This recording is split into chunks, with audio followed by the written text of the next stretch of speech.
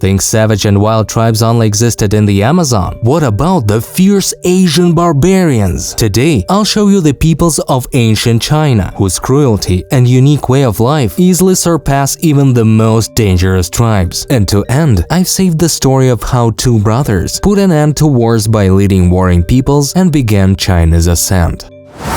But let's start with what tribes existed in the ancient China in the first place. Times before our era, there wasn't even a concept of China as it is now. The territory was a mosaic of hundreds of different ethnic groups. In the east settled tribes, among which stood out the leader Tai Hao, also known as Fuxi. The north and west were home to the Zhong and Di tribes, and among the northerners were the ancestors of the great Zhonguo, the Xunyu. But it was the Huandi tribe, led by the legendary Huandi, that dreamed of ruling over the Central Plains. I'll tell you more about this at the end. The story is very interesting. The names of the tribes were often taken from the names of their leaders, which sometimes made understanding their origins difficult. If the leader of the tribe died, it often changed its name under a new chief. In the case of the Huangdi, the connection with the bear totem hints at their northwest roots. The Huangdi, originally nomads among the Zhuolu Mountains, gradually moved to the Central Plains. They led a rather ascetic way of life, engaging in gathering and livestock breeding. After defeating the Yandi tribe and expelling the 9 tribes of Zhou, the Huangdi solidified their position in the center. These battles became legends of China, full of mythical heroes with copper heads and iron foreheads. But they were far from the most warlike people.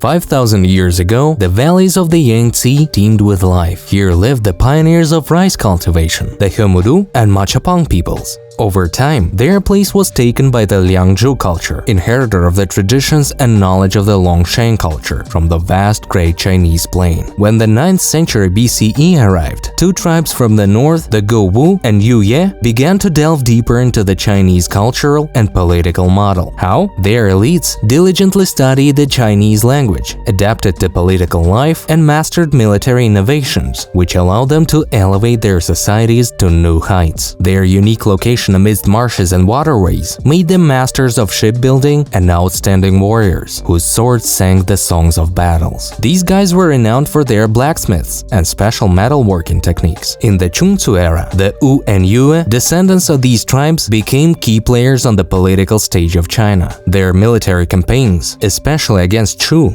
became legendary, and the conflict between Wu and Yue, lasting 3 decades, ended with the fall of Wu before the power of Yue king Gouzhen. With the arrival of Qing Shu Huangdi and the unification of China, the kingdoms of Wu and Yue were absorbed by the powerful Qing Empire, expanding its territories to the south of Guangdong. Administrative districts were established in the newly conquered territories, and local leaders submitted to the new authority, leaving their fates at the discretion of the Qing officials. Under the rule of the Han, the lands of Yue were divided into 2 peoples, Nan-Yue in the south and Min-Yue in the southeast. Nan-Yue, founded by Qiu Da, reached the peak of its power but was soon conquered by the Han forces, becoming another piece in the mosaic of Chinese expansion into local tribes. Speaking of which, like waves of the sea, gradually advancing onto the shore and erasing everything in their path, so did Chinese settlers step by step advance onto the lands of the Yue, displacing them to less fertile corners and mountain ranges. Unlike the mighty nomads of Huns and Xinbei from Central Asia, the Yues never posed a serious threat to China, remaining in the shadow of the great empire. These guys simply worked the lands and led a peaceful way of life. Their women tended to rice, while the men prepared the fields. Over time, the majority of Yue peoples merged with the Chinese ethnicity, enriching China's cultural tapestry. Their descendants now live in the provinces of Zhejiang and Guangdong, having embraced and adapted to the Chinese way of life. Nevertheless, some groups, especially representatives of the Taikadai peoples, such as Shan, Maonan, Daizu, and Zhuang, have retained their unique cultural identity. They remain true to their heritage, even as some sought refuge from Chinese dominance by migrating to areas populated by monk-Khmer peoples.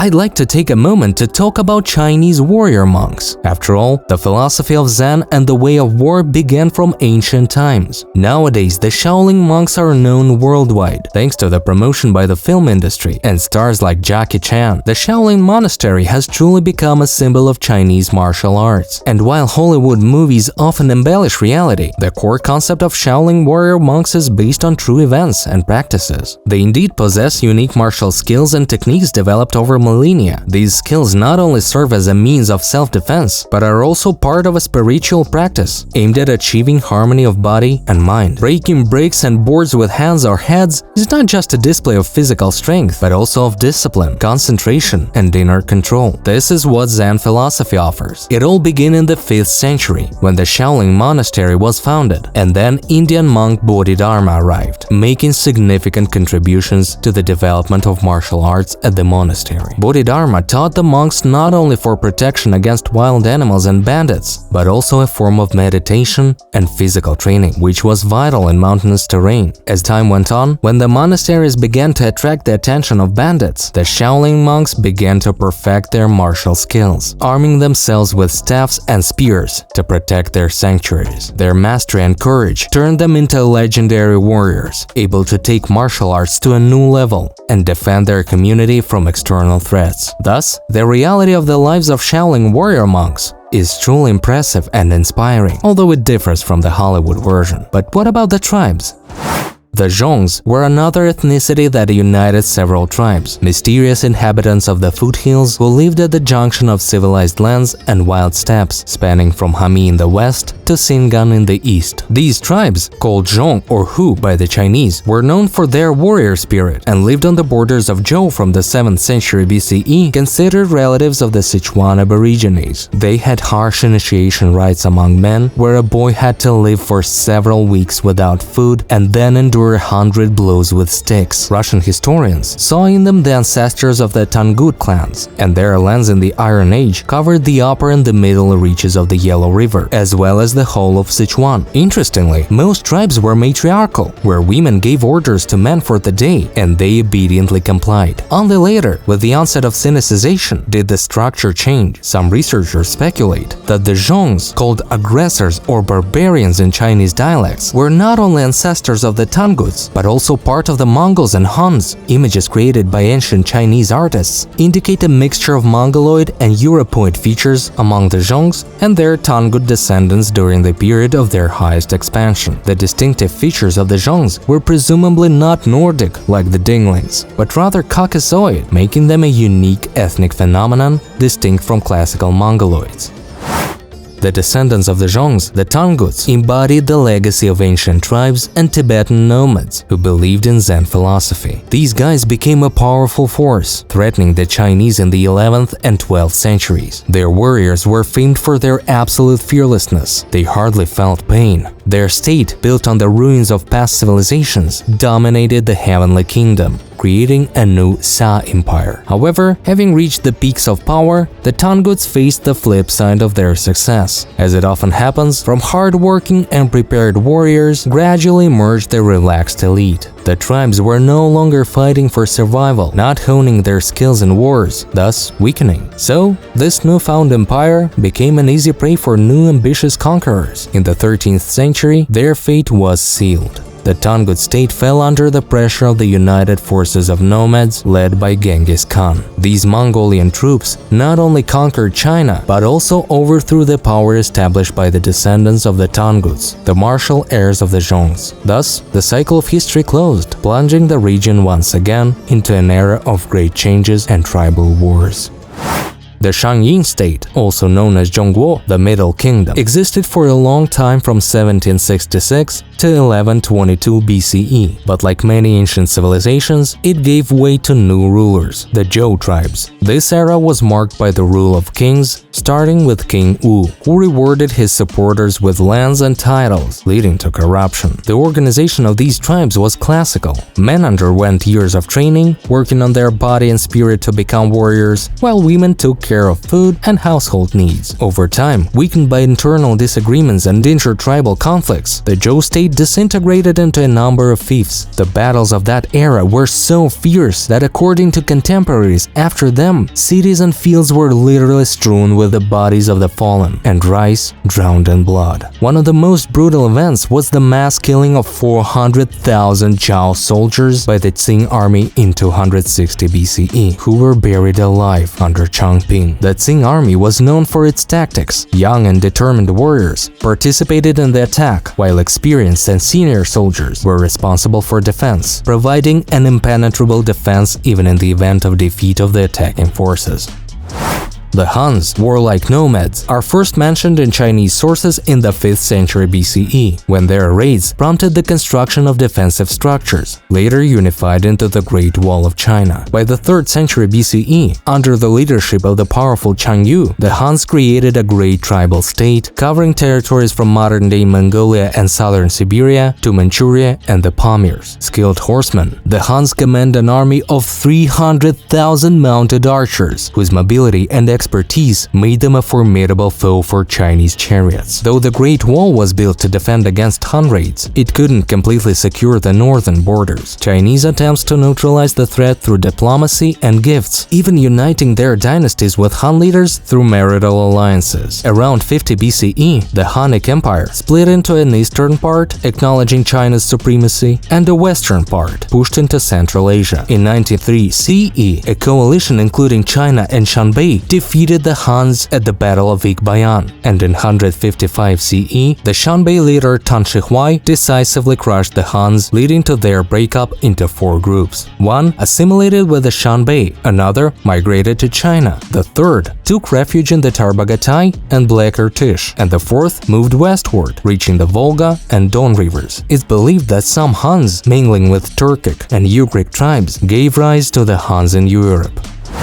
But you might ask, are there any tribes that still exist today? Yes, they are! In a secluded corner at the foot of the Himalayas, by the picturesque Lugu Lake, dwells the unique Mosuo tribe, known for its matriarchy. In this society, women play a key role. They make decisions, manage finances, and own property, passing it down through the female line. This contrasts with the traditions of the most Chinese communities, where arranged marriages are still prevalent. A peculiar practice among the Mosuo is Zhou, or walking marriage, where conventional concepts of marriage and husbands are absent. From the age of 13, girls can have lovers who clandestinely visit them at night. To avoid awkward moments, a hook for the visitor's headgear is hung on the door, signaling his presence. Children born from such unions remain in the mother's family and are raised by her relatives. Mosuo live in large households, with several generations sharing one home, and the eldest woman is honored as the head of the family. Despite women taking on heavy work, men in this society often take on secondary role, handling only light chores. Attempts by Chinese authorities to alter the traditional way of life of the Mosuo in the mid-20th century proved unsuccessful, despite forced campaigns for Sinicization. The region's rugged geography, where it would have taken a week to reach the nearest town, helped preserve the uniqueness of the Mosuo. Today, the Chinese government aims to use the Mosuo as a tourist attraction, leading to commercialization and distortion of their culture in some places, especially in the village of Luoshu, which has become a hub for attracting tourists with dubious entertainment. However, in remote villages, the Mosuo continue to maintain their traditions and way of life, passing them down from generation to generation.